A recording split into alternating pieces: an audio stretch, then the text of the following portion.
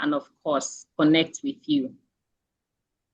Good evening, distinguished parents, guardians, and participants joining us from across the world. It is with great pleasure that I welcome you to the March edition of Parents First, an impactful parenting initiative of Hill Range Secondary School.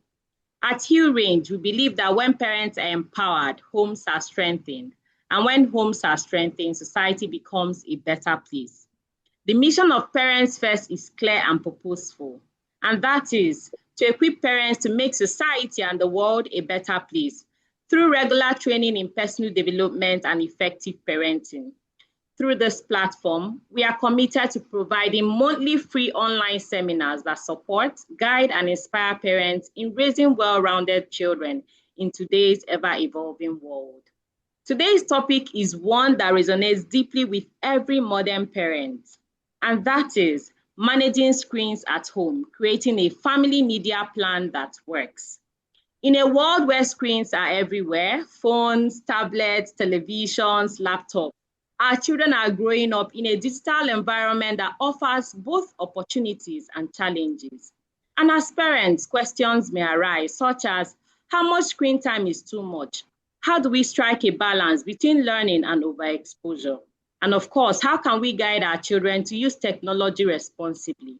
Today's session promises to provide practical insights and actionable strategies to help us navigate this reality with confidence and intentionality. It is my honor to introduce a highly esteemed speaker for today, Dr. Nkiruka Onodugo. She is a dermatologist at the University of Nigeria Teaching Hospital. Beyond her professional excellence, she's deeply passionate about family-centered living. She's intentional about building structures that allow her home to flourish, even while managing the demands of a thriving career. She's happily married, and together with her husband, they are blessed with 6 wonderful children. Dr. Onodugo brings not just professional insight, but real-life experience, making her voice both relatable and impactful for every parent here today. Please join me wherever you are in warmly welcoming Dr. Nkiruka Onodugo as she takes the next 40 minutes to take us through this interesting topic. Thank you very much, and Ma, over to you. Thank you so much. Thank you so much, Novina, for this wonderful introduction. Thank you, Hill Range Secondary School, for this beautiful platform, Parents First. It has personally been very enriching to me in my personal journey as a parent and also in my own personal development. Parenting is first about us. So when we talk about parenting, the touchlight always goes back to us. Now, this topic evokes a lot of interest in many parents, and rightly so. We know how media has become a central part of our lives, a central part of our children's lives, a central part of our families' lives.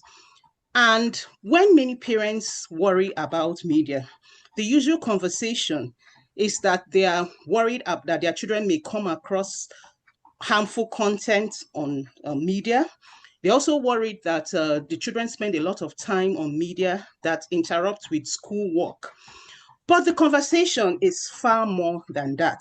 The harmful effects of media go beyond exposure to harmful content and cyberbullying, distraction from school, and all those things that worry parents. The harmful effects of media is such that it destroys the fabric of family life. Remember, we parents are the first educators of our children, and the family is the first school where children are taught about life. When family life is disrupted and the family can no longer provide that essential role of being educators to our children, what happens is that we have children who grow up without the necessary skills they need to navigate life. The difference between a stable child who knows his or her purpose in life and relentlessly pursues it, and the other one who kind of just floats on in life, confused and not knowing what to do, not able to navigate the challenges of life, may just be how they have been taught to use media or not taught to use media. So media can make a difference in what our children know and what they do not know. So I believe that today's class, today's seminar will be a conversation between all of us. We'll be able to rub minds on what we can do to be sure that our children grow up responsible and able to face the challenges of life. I'll share my screen now, and we'll start the conversation.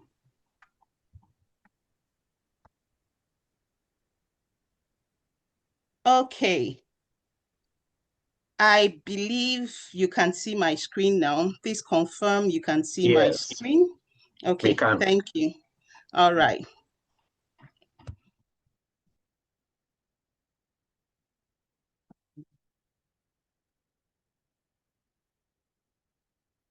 Sorry.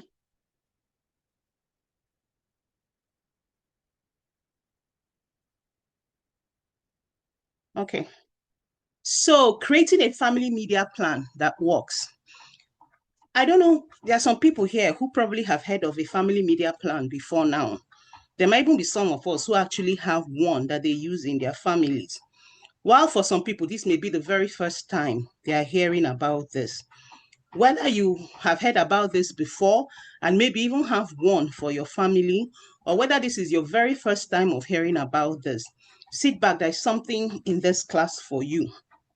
Because we will not just be talking theoretically, we really try to bring it down to the practical. What are we doing in our homes? What can we do better? I'll be sharing some personal experiences. I'll be sharing experiences of people I know also. But the whole aim is at the end of this, we can all take something home that we can begin to work on. So media has changed family dynamics drastically. I think one of the major things that differentiate parenting in the 60s, 70s, 80s, and maybe early 90s, and parenting now may just be media. 50 years ago, the media visited our homes only very occasionally. Very few families could boast of a screen. And when they did, it was probably just a television set in the living room. And when families gathered, they gathered around television together, and it was often a shared experience. But today, the story is different. Today, media lives in our pockets, in our bedrooms, in our children's hands, and often it gathers every member of the family separately. When we talk about media, we are really referring to all the devices from our mobile devices, our mobile phones, to tablets, to tabletops, to laptops, and television, or whatnot. Even your gaming devices are types of media devices. And the technology keeps getting complicated and better, promising a more immersive experience for its users. Now, this picture shows a little boy who is obviously having the fun of his life. He has a virtual reality headset on, and he looks happy. And when you look at this picture, you might actually think he's cute. But if you observe, this little boy is alone in the bedroom. And this experience can go on and on for hours on end, not paying attention to his environment, not paying attention to anybody around him. So this is how media has succeeded over the years to isolate us from each other. This reminds me of a story I heard from a very dear one. She told me that was in the 60s after she got married. Then, of course, many homes didn't have television, and young men and some young women had the habit of going to the cinemas during the weekends to watch show. But after she got married to her husband, um, after some weeks, her husband's friends came to him to ask him why they were not seeing him in the cinema anymore. And he told them, "What am I going to the cinema to do? My cinema is right here in my home with me." So that was the experience before the invasion of media in our homes. We were each other's cinema. We enjoyed each other's company. But now, because of that isolation, what happens is that we are together, but yet we are not together.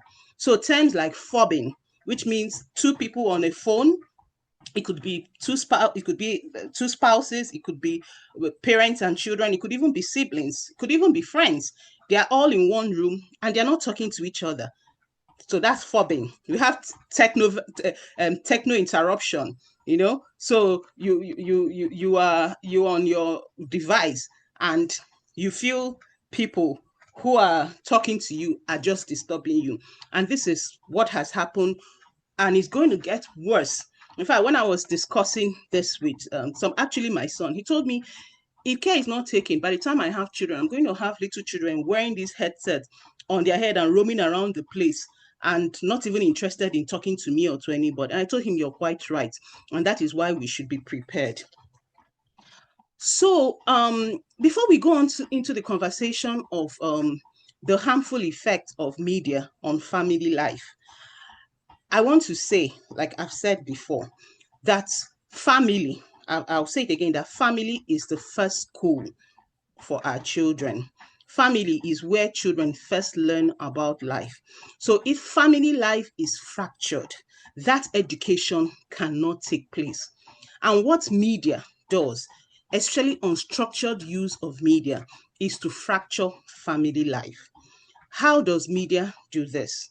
First, there's reduced quality of family interaction. I've already talked about it.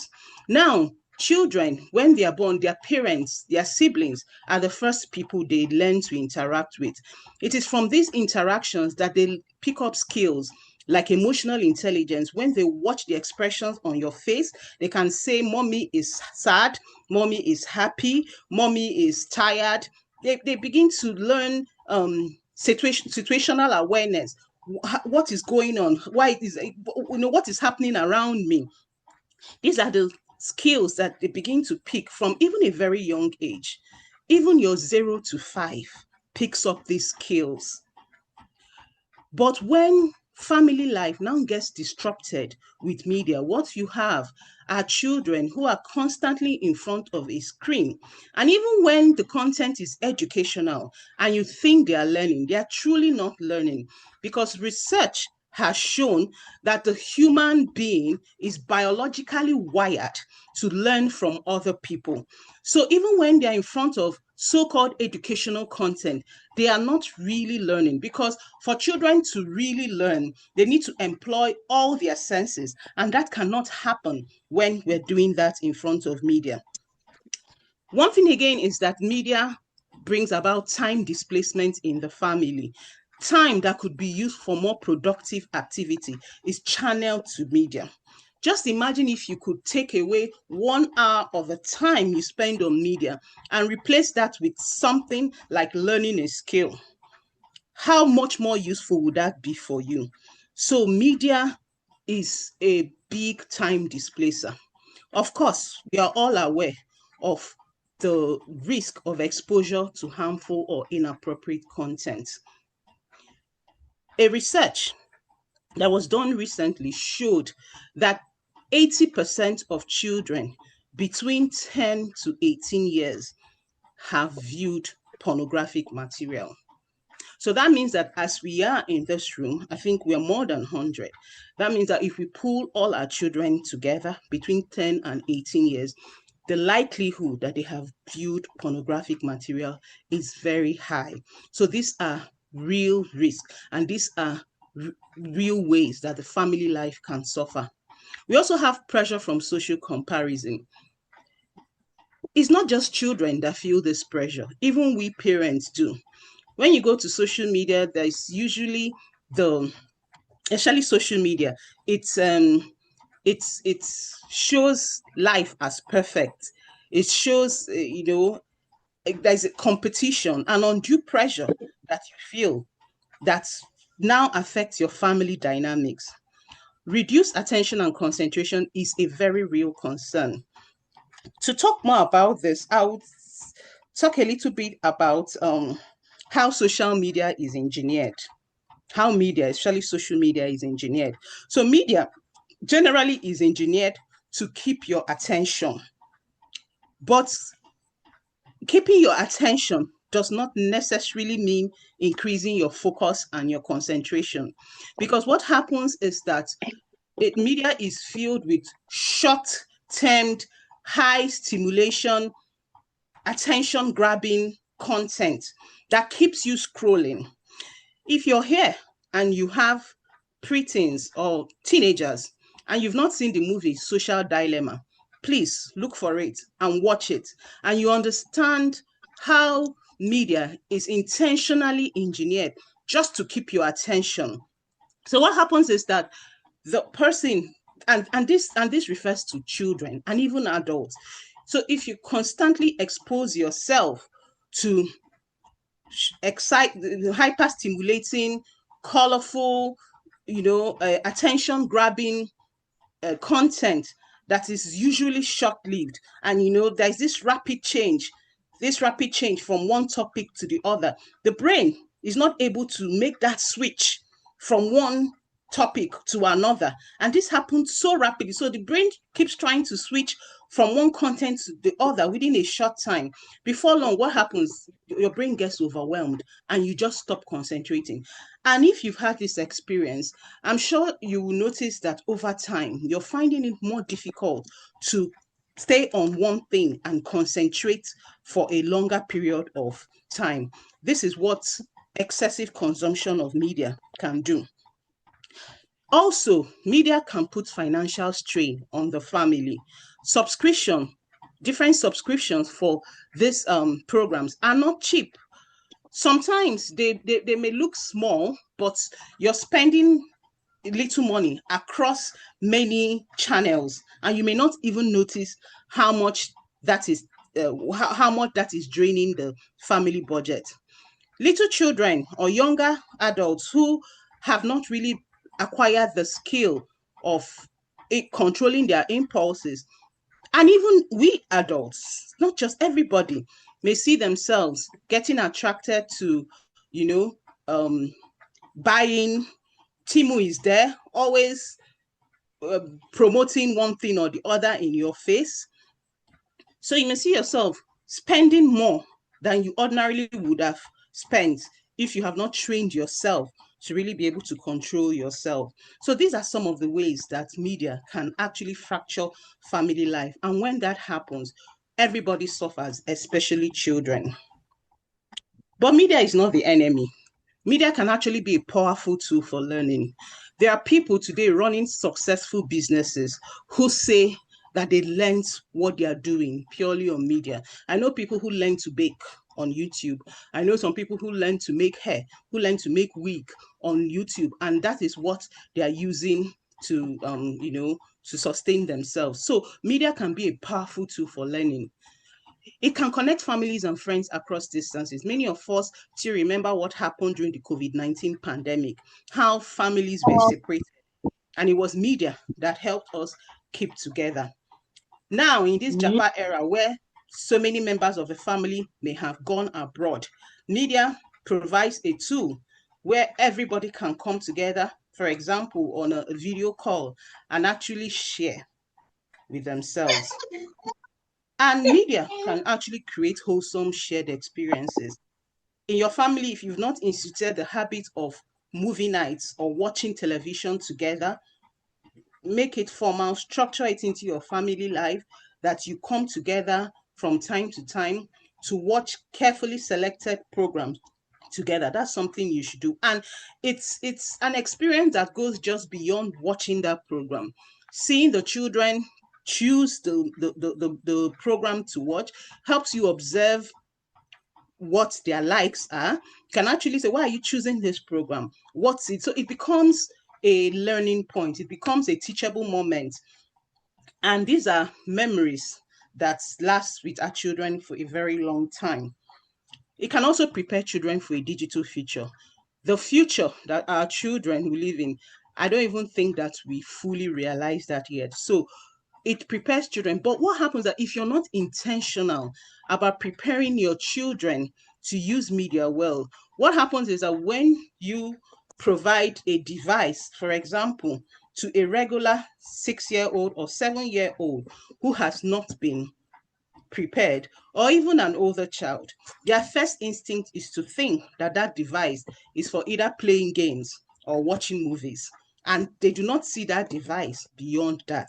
But that's not what we want. We want to prepare our children for a digital future where they can contribute meaningfully. And this is why every family needs a media plan. We need it because we need to protect family time and relationships, because this family time and relationship is crucial to our children developing responsibility. It's crucial to our children developing responsibility and growing up into confident individuals. For children, telling them that you have time for them speaks a lot to their self-confidence. I'm important enough for daddy to actually close his phone and spend time with me. I'm important enough for mommy to put down her laptop and talk with me. These do a lot in increasing self-confidence, which is one skill that children definitely need if they're going to be successful. It also helps us to set clear boundaries for screen time and content. So if you have a media plan, you can actually say, this is who we are about. This is what we can or cannot do in this family. These are the kind of programs that we are allowed to watch. And of course, like I said, it helps children develop healthy digital habits. Children do not see devices as just mere objects of entertainment. Devices do not become their default form of entertainment.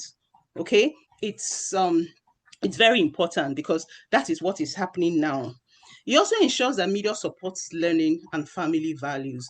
So we want to use media to make sure that our children are learning and not making sure that our children are not learning, because that is what is happening now. Our children are not learning because they are constantly on media, but we can actually switch that around to ensure that our children actually learn. It helps to build responsibility and self-leadership. So the family media plan is a structured plan, and this is agreed, and everybody takes responsibility for it. And the whole idea is that the children, even while you're not there, have a structure that they can work with. And this helps to build responsibility. This is what I'm expected to do.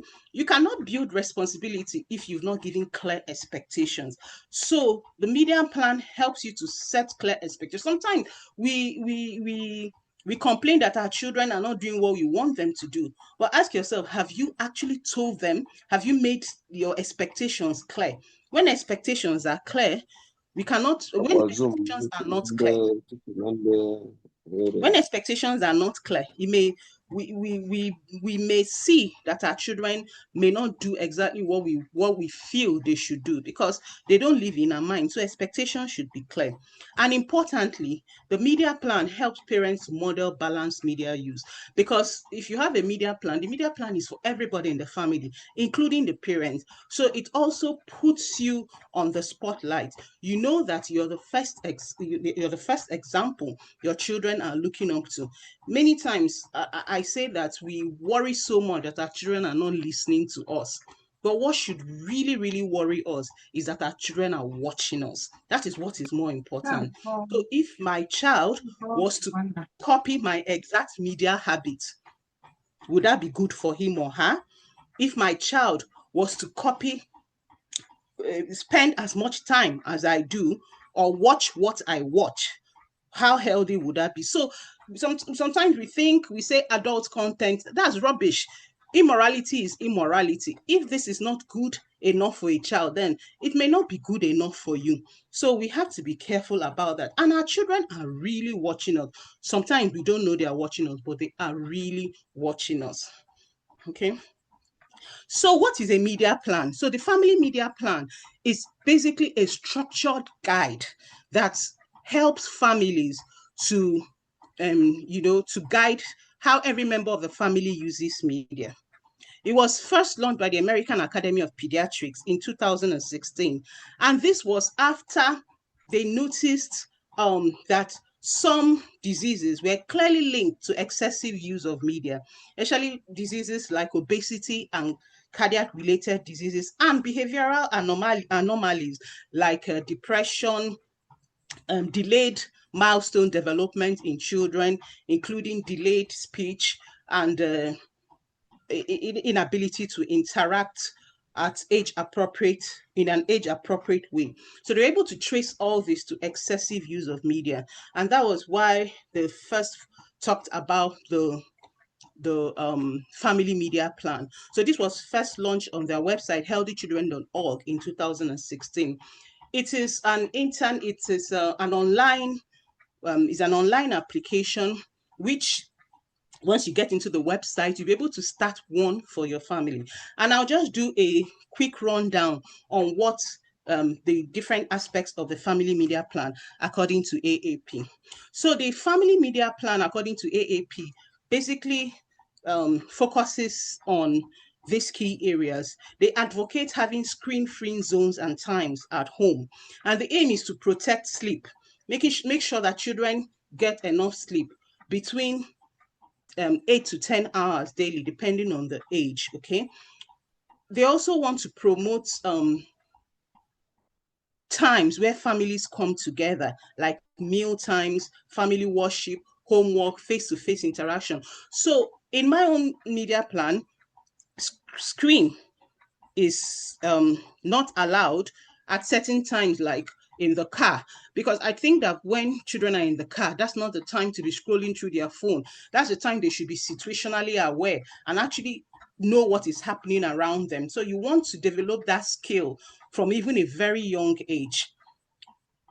Things like using media in the toilets, these things are not allowed, because these are areas where young people can go to and get onto inappropriate content. So the first thing is to establish screen-free zones. Where are the places in my home that you cannot use media? At what times is media not allowed? Things like saying 30 minutes to 1 hour before bed, all screens off. This is to protect sleep. Then time allocation and limits. The AAP prescribes time allocation to media dependent on age. For example, children between 0 and 24 months should not have any form of screen at all. They should not have any form of screen. And children between 2 and 6 can have up to 1 hour of screen a day, with emphasis on high quality content, educational content. Now, I'll just say a little bit more about children and learning on. I've mentioned it before, but I just want to highlight it more. That's myth that children learn when they're on the screen is a myth. They are not really learning. And I know that especially parents with younger children, I can understand the temptation to do that. You're busy, and it's so easy for you to just put your 2-year-old in front of the television or in front of a tablet so that you can get busy with what you're doing.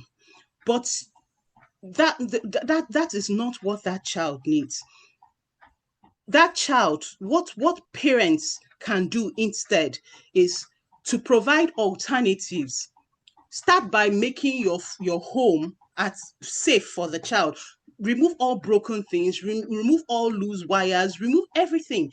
In my home till now, I don't even have a center table. This was something that started when my children were very young. Until now, I don't have a center table, because the children need all the space to explore.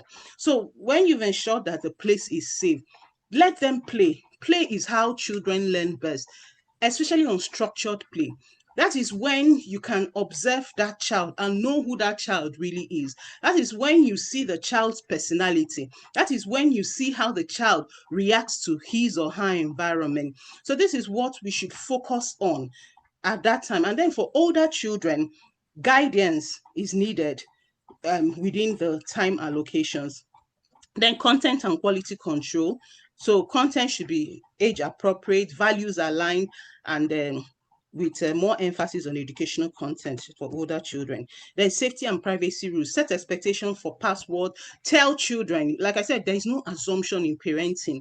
Tell them during your media plan discussion, tell them why they shouldn't share their passwords, why they shouldn't even give people use people's phones, why they shouldn't even take somebody's phone, why they shouldn't share sensitive information. What is sensitive information? They need to know.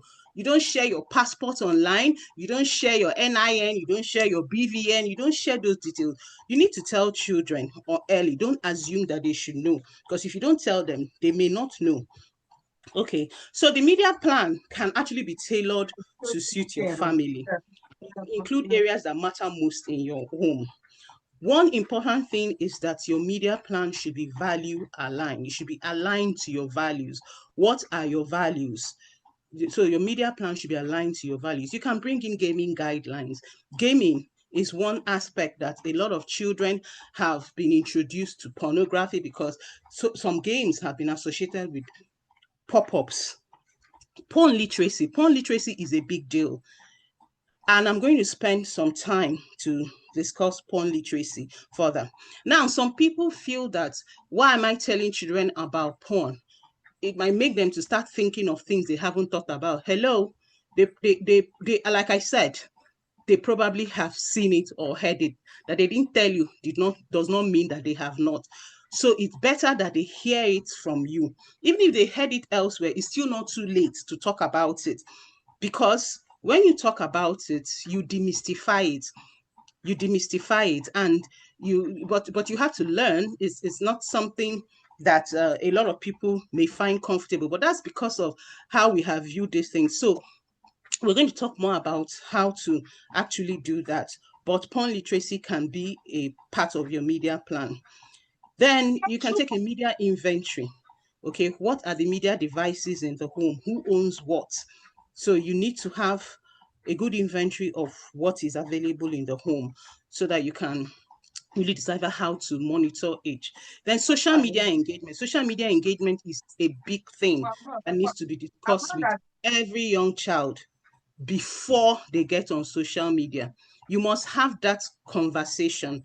And just an aside, I want to say that there is no reason for any child to be on social media before age 16, even 18. I will take it as far as that.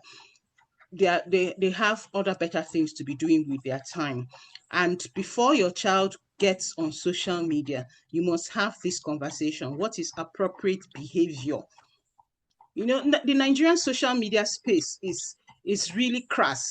You go on there and you see people talk anyhow.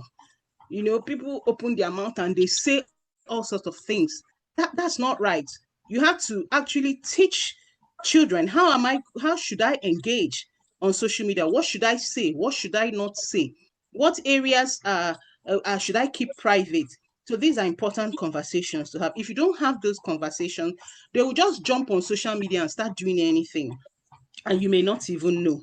And it's important to have these conversations early. I have children that span all ages, and I can tell you the difference between starting early and starting late. So if your children are young, go for Thanksgiving. If your children are young, this is the time to start. You're at a great advantage.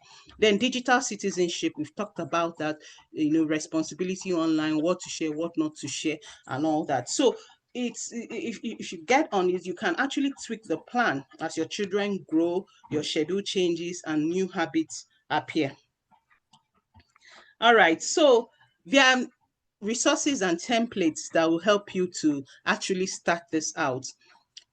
So these resources that I've mentioned here, the American Academy of Pediatrics through the healthychildren.org, Common Sense Media, Institute of Child Psychology, they offer conversation starters on how we can actually start this conversation.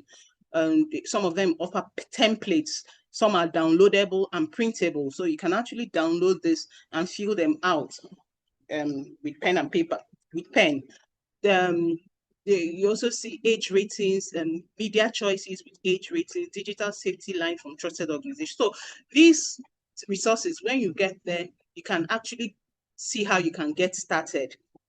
And I can also suggest that we can actually form groups of 2 to 3 parents and actually start off for those who haven't been able to do this. So this is what we can do to get started. All right. So, like I said, I want to talk a little bit about porn literacy. But before I go into porn literacy, there's something about the media and how we engage with media that has to do with how the brain is wired. And I want to talk a little bit about that. Now, the prefrontal cortex, which is the part of the brain that sits just behind our forehead, is the part of the brain that is responsible for critical thinking, problem solving, judgment, emotional regulation. And that part of the brain is not well developed in children. In fact, it does not get fully developed till about 25 or 26 years. So if you're less than 26 years old, yeah, your prefrontal cortex is not yet fully developed. While the feelings or emotions brain, which lies in the amygdala, the central part of the brain, is mostly responsible for survival, pleasure seeking, and keeping you away from pain. And that is the brain that is dominant when you're young. So children actually need someone to help them think. In fact, the prefrontal cortex is also known as a thinking brain, while the amygdala sits the emotional or feelings brain. So at that age, children actually need someone to help them think. Without an adult to guide them and to train the development of the prefrontal cortex, they will tend only towards activities that are low pressure, activities that bring pleasure, and activities that does not involve pain. So if a child is left unguarded, that child would prefer to watch cartoons all day. That child would prefer to scroll through social media. That child would prefer to view porn, not because they are bad, but what happens? These things are actually dopamine. They are content that release a lot of dopamine, and dopamine keeps your amygdala engaged. It keeps you, it seeks your attention. You know, you want to be happy, and that's what happens. So children need to be taught. They need to be taught to think. They need to be taught how to actually develop their thinking brain. So these two books that I have here, I purposely put the books here. They are a great resource when it comes to talking to children about porn literacy, good pictures, bad pictures. There is one for very little children. That's good pictures, bad pictures, junior. Another one for older children. It talks about practical ways of starting this conversation. It actually says that you can actually practice in front of a mirror several times before you start having this conversation, because it's important that you have this conversation in a calm way. All right. He also talks about what children can practically do if they come across porn. So just a preview into what the book is all about. The book is available on Amazon. If you cannot get the book, you can, there are some reviews of the book online that you can read up. So so for example, let me give an example of how this book illustrates what porn is to children. So it said something like ice cream. It says something like you get a toy and you start playing with a toy, and after some time the toy becomes boring, so you need a more complicated toy to play with. That is a simple way of trying to show children how porn can get addictive. It starts by explaining what do we even mean by porn. So where you tell them pictures where people are shown naked, showing parts of their body that should not normally should be shown, parts of the body that are usually covered by a swimsuit. So these are just, simple language that you can use to talk to children about this thing. And we have to learn to talk about it unashamedly, because if we don't, they'll get the information elsewhere, and most likely they're not going to get correct information. It goes ahead to talk about practical things they can do if they view porn, because what happens? The child stumbles on porn not because he is bad. He stumbles on porn because porn is, and that's one thing. If you cannot be talking about porn literacy when you've not done washing, when you've not modeled right, how can you be talking about good picture, bad picture? Don't move around with parts of your body that should be covered. But meanwhile, in the house, you're moving around indecently dressed. That means you're not modeling what you teach. How can you be preaching good picture, bad picture, but your children know you view porn? Yes, they know. You think they don't know? They know. So you have to start by modeling it before you can even begin to talk about talking to your children about it.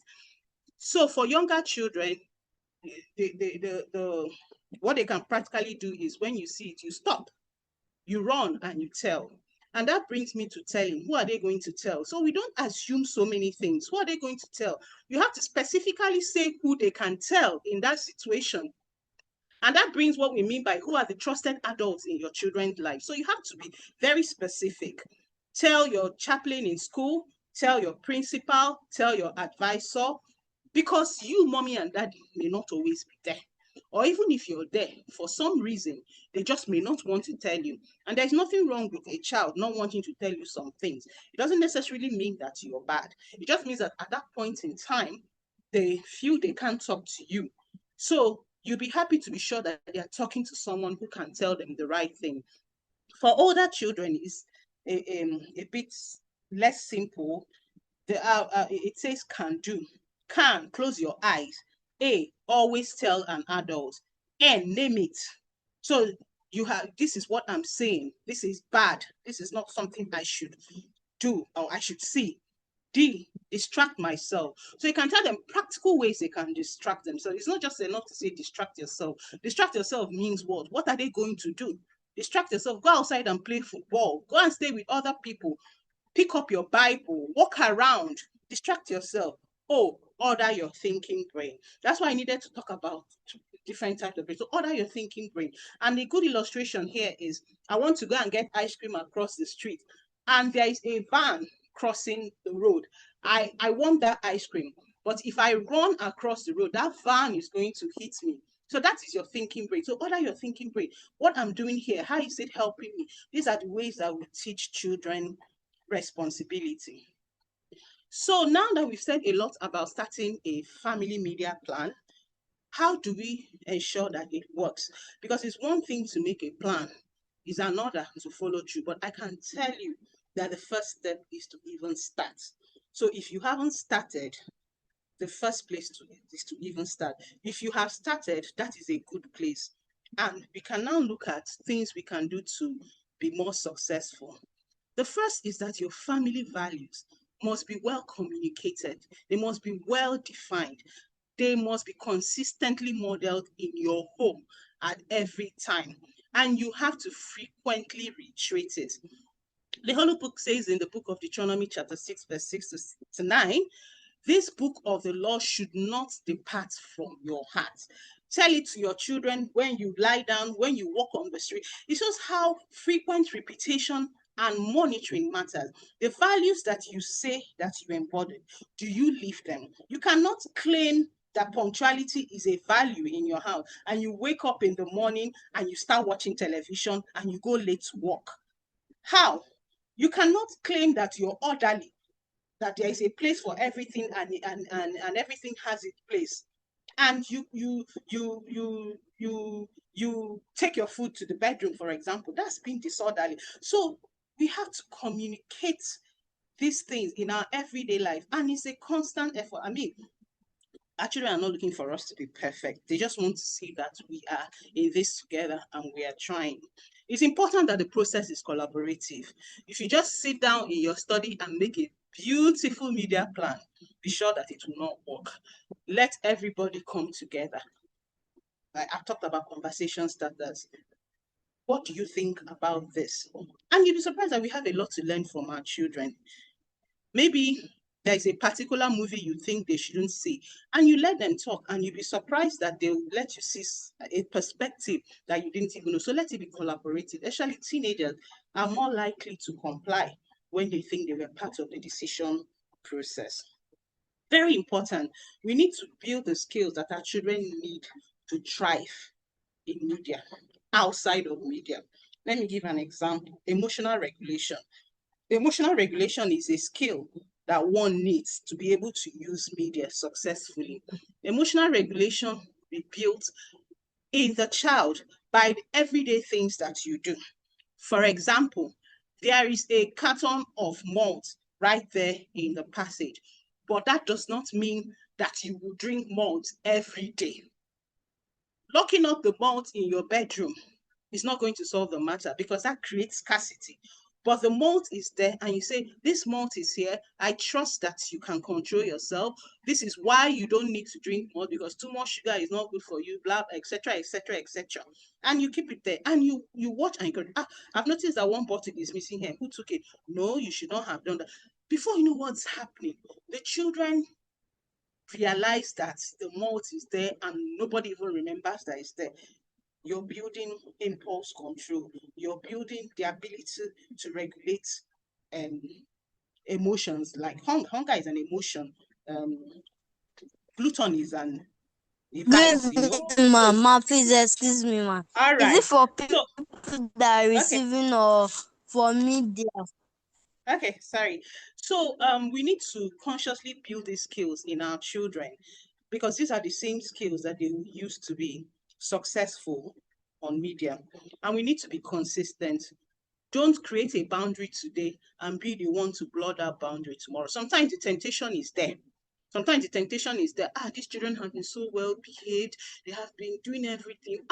Let me just allow them to watch till 12 midnight today. No, that means that you have not understood why that boundary was created in the first place. So it's important that you understand what you are doing. Understanding the why is more important than just stating the rule.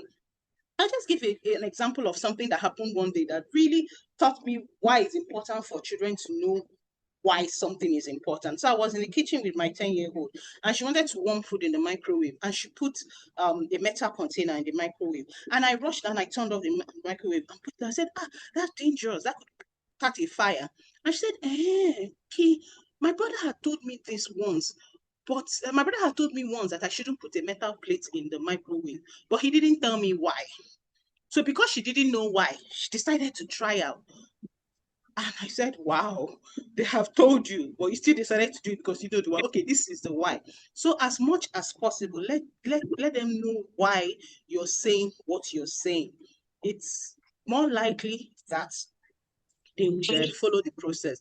And your job is to provide the structure without micromanaging every moment. Really, if your children do all you say when you're there, that's not the measure of success. The real measure of success is what they do when you're not there. So provide the structure, guide, monitor, reassess, but don't micromanage every moment. Allow them to make choices and know why they have made those choices, and try and understand how their thinking process is going. Then I've talked about avoiding creating scarcity that makes media even more attractive. And that's one way of creating that scarcity, is when you do not explain the reason behind what you have said. Good evening, It ma. creates a lot of mystery. You make everything mysterious. I should be rounding up.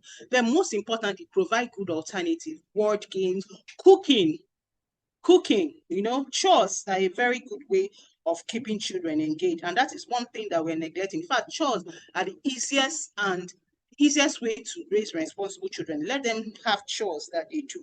When they have chores to do, they will spend less time on media, and then reflect often as a family. Reflection is a powerful thing. You can keep a journal. If you don't do this, you may not even realize that the children are making progress. You may just be seeing only the where they are failing. But if you're careful about reflecting and journaling, you can actually begin to see, this child was able to just turn off the television after 2 hours on his own without being reminded. And then be patient. Be patient. Healthy habits take time to build. Some of these children have lived like this for 15, 16 years, and suddenly you want to build in something new, and you think that they will just learn it in one day. No, it doesn't happen like that. You have to be patient, you have to be consistent, and know that healthy habits take time. Lastly, what I want to say is that you cannot prepare the world to meet your child, but you can prepare your child to meet the world that we are living in. And forming a family media plan is one way that you can structure their learning to be sure that they are prepared to meet the world. Thank you very much for listening. And if there are questions, I'll be glad to take them. And Thank you. Wow. Thank you very much, Dr. Onodugo, for this enlightening and deeply practical session. You can already see the cheers and the claps. You really took us on a journey from awareness to conviction and now to a place of intentional turnaround in how we manage screens in our homes. Parents, I'm sure we can all agree that this has been both insightful and empowering. Of course, in this conversation, we're reminded that screens are not the enemy, but the lack of structure. Children need guidance, not just restrictions. And what we permit consistently becomes their normal. And most importantly, a family media plan is not about control, but about creating value-driven habits. And so today's session has really challenged us from good intentions to deliberate action. We'll now move into question and answer session. If you have questions, kindly drop them on the chat box, raise up your hand, and of course, we'll call you to answer the questions. We'll take about 2 or 3 questions before we call it a night. Thank you very much. Yes, we can see your comments. Do we have anybody who wants to ask a question or questions on the chat box? Okay. So we have a lot of comments, positive comments, thanking you for this session. Is there anybody who would like to ask a question? Or we all understood the topic?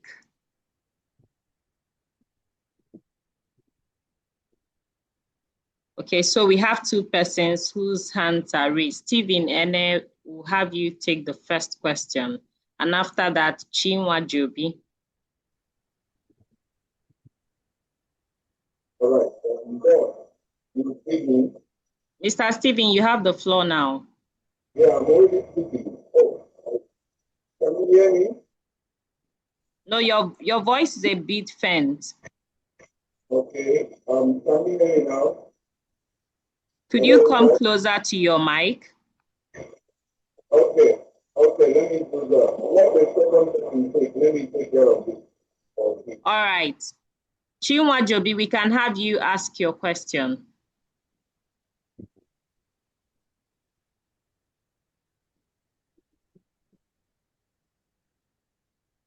Hello, can you hear me? Yes, we I can. am good. I Good think I'm evening, ready now. everyone. Good evening. Okay, thank you, Dr. Nk, for this insightful section. You really took us on a very exciting journey. Honestly, kudos to that. You did well. Congratulations. We really learned a lot. However, I want to ask a question regarding this porn literacy. At what age is it most appropriate to talk to children about pornography?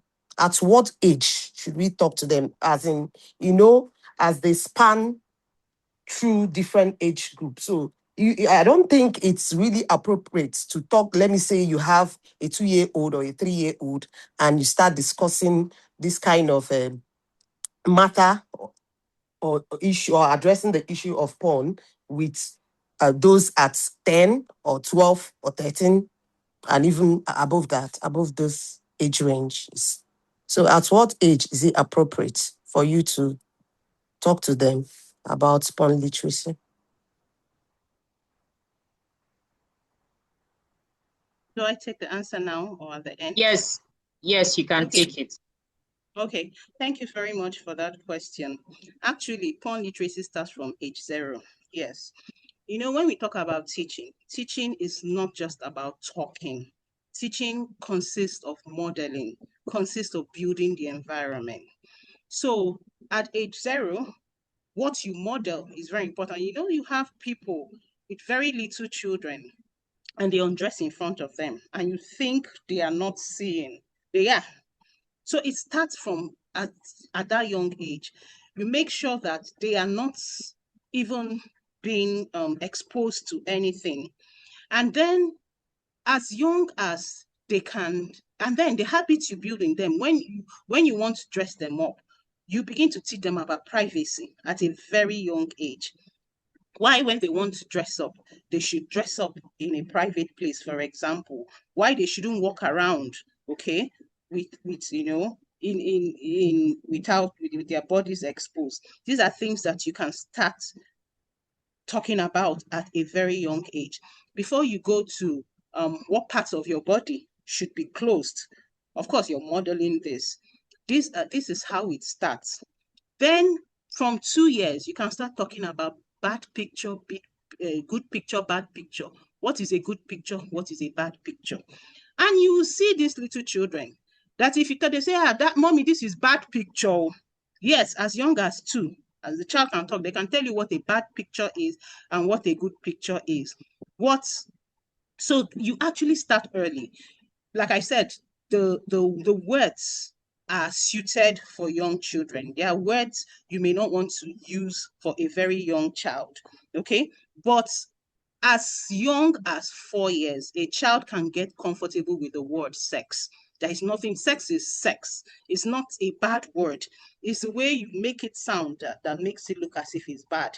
So you say it, the expression on your face, how you say it matters a lot. If you're saying it and you're keeping your voice low and you're a little shy, then the child thinks there's something wrong with what you're saying. Because the truth is that if you don't start early, like I said, soon they're going to hear it from elsewhere. So the soonest you start, the better for you. So 2 years is not too young to start talking to children about porn. Thank you. Thank you very much for that insightful response. We have Sir Stephen, I think you're ready now. And after that, we take Dr. Ruth Afunwa.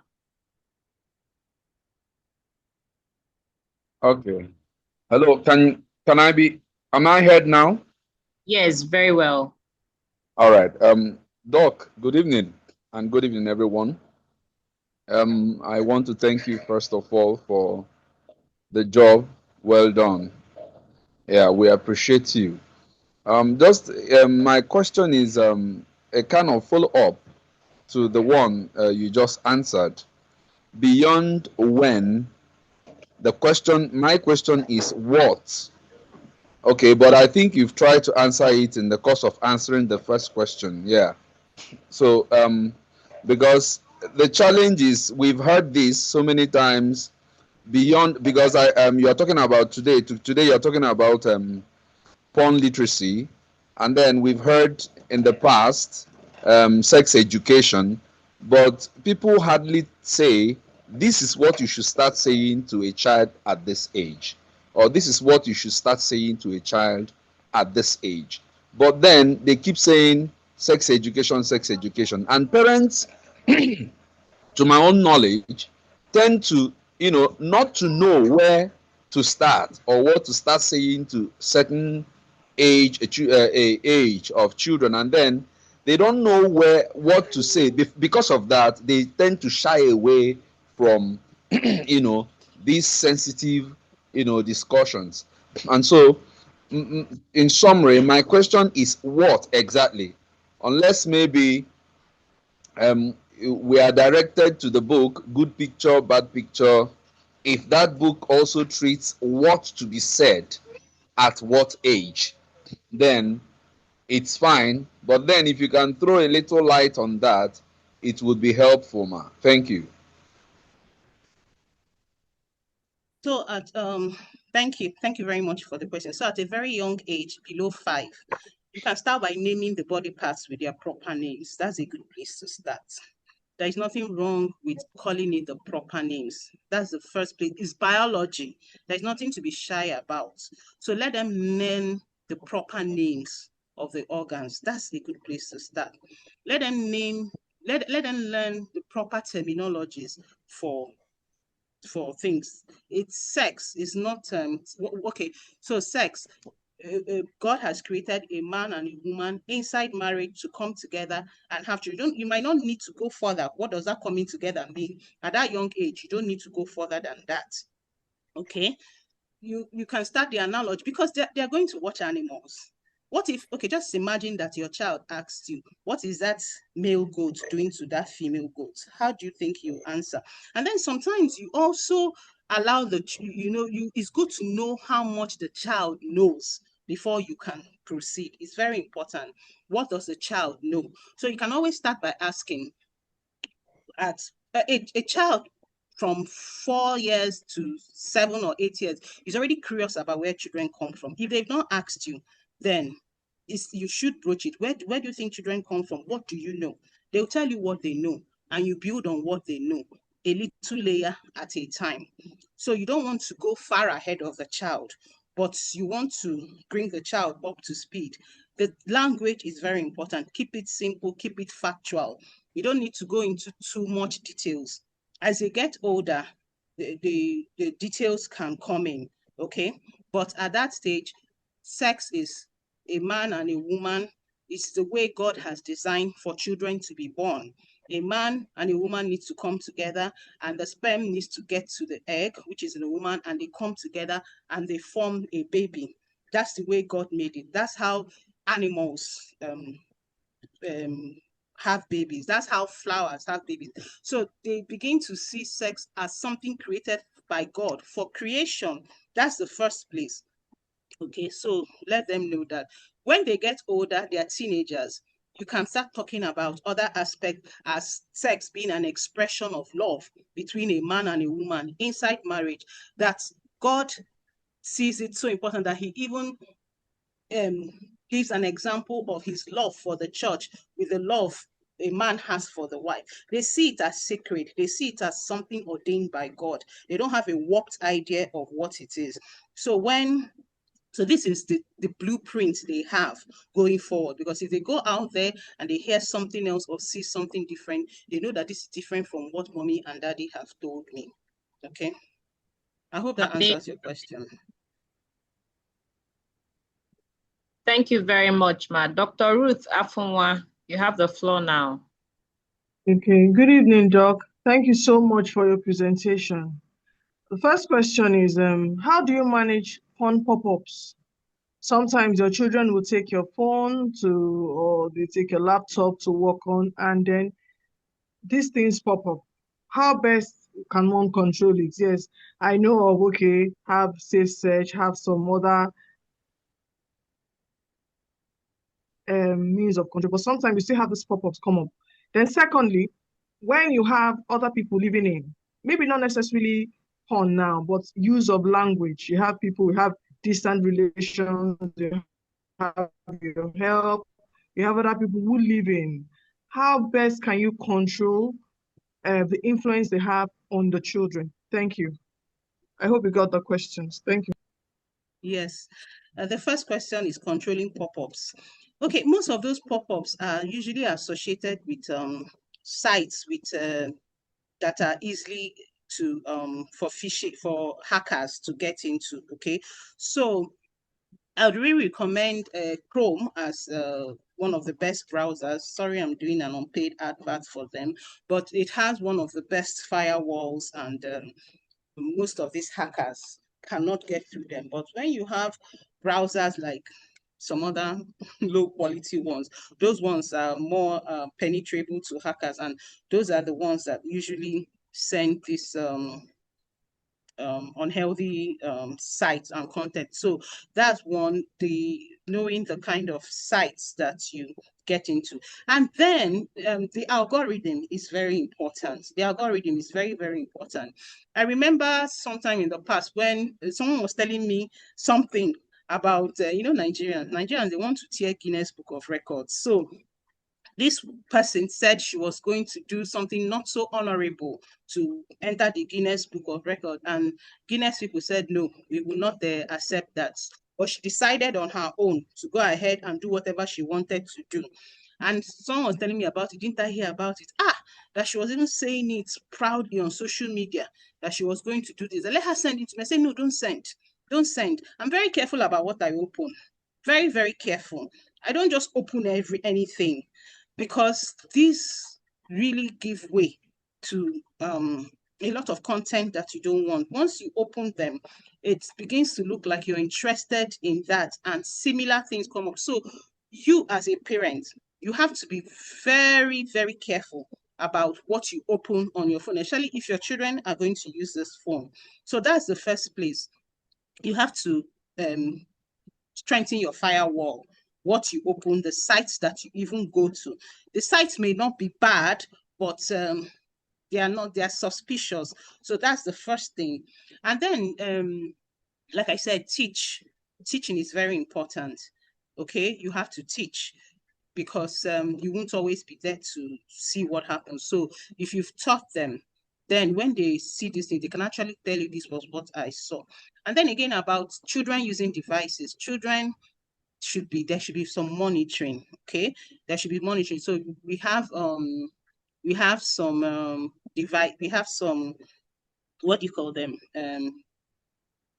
some apps for filtering, filters, yes, parental filters. Okay, so you can also put those apps, they help. I use Post Studio for my children, and those apps can actually limit the sites that they can visit, limit, and you can also use them for yourself, really. Like I said, if it's not good enough for your children, then maybe it's not good enough for you. So you can use some of those sites. Okay, you can also use safe search, turn your search to safe search and things like that. And then before you give your children the phone, even if, because like for example in YouTube, if you put safe search, they might not even be able to open some content that are helpful. So before you may not be able to open some helpful content yourself. So before you give that phone to them, you can turn it on safe search. So these are little precautions you can take here and there. And then for other people in your house, that's not an excuse. Everybody in your house is under your guidance. So anybody that will not fall into your guidance has to find their way. Everybody in your house, you're responsible for everybody in your house. So it should be clear what you can allow and not allow. I know that it can be a challenge. Sometimes we're looking at semantics, especially when these people are relations, you don't want to annoy anybody. But this is at the expense of your children's education. And even that child needs guidance. So everybody in the house is subject to the same rules. So it's important. Teach your children not to take people's devices. It's wrong. It's invasion of privacy. It's included in our media plan. Don't take people's devices. It's wrong because you don't know what is there. So they shouldn't even, sometimes you go to parties and you see children taking people's phones. It's wrong. They shouldn't even take people's devices. That's a breach of privacy in the first place. And if an adult gives them their device, they should say no. So these are all part of what you put in your media plan. Thank you very much, Ma. This is very insightful. We'll take the last 3 questions on the chat box. The first question, we already have another participant that is responding to that, and that is, how do we reflect as a family, practical steps? The second question is, please, Ma, how can families improve communication when media use is causing tension? How can families improve communication when media use is causing tension? And then the last one is, please, I have been hearing about how cartoons and the likes of CoComelon is not good for toddlers' minds and development hampering. So I'm worried about that. Please, I want to know how we can handle cartoon among our toddlers. Thank you. Okay, let me start with the last question of toddlers. Like I said, what toddlers? Toddlers need a lot of intuitive play. Toddlers need a lot of self-led play. Okay, so what toddlers need mostly is a safe place to express themselves. They don't need CoComelon. CoComelon has a lot of overly stimulating videos and colors, and they just, it's the children are not really learning because they especially younger children, 2 years, they cannot really appreciate that those people are human beings talking to them. The distinction is not yet clear. They're not biologically wired to learn from those devices. So instead of putting peekaboo on CoComelon for children, you can play it with them. They will learn more. They will have more fun. They will bond with you. So the most important thing is they don't need the screens. Create enough safe space for them to play. Throw in sand, throw in toys, spend money on building blocks, spend money on toys, paper. You see, when children are allowed to explore, creativity, it grows. When we didn't have too much television, children were more creative. We're not seeing that now. We had children build bicycles for play. We had children use Koso to play on the floor, even if their parents could not afford to buy those toys. My elder brother built a dollhouse for me as a child. he built it himself. The dolls I used to play. We had paper school. We role playing. Let children role play. Let them play with the plants. My mother's plants saw me because they were my students. Played with them. So young children, they need a lot. In fact, they're going to spend 80% of their time playing. That is their work. Let them play.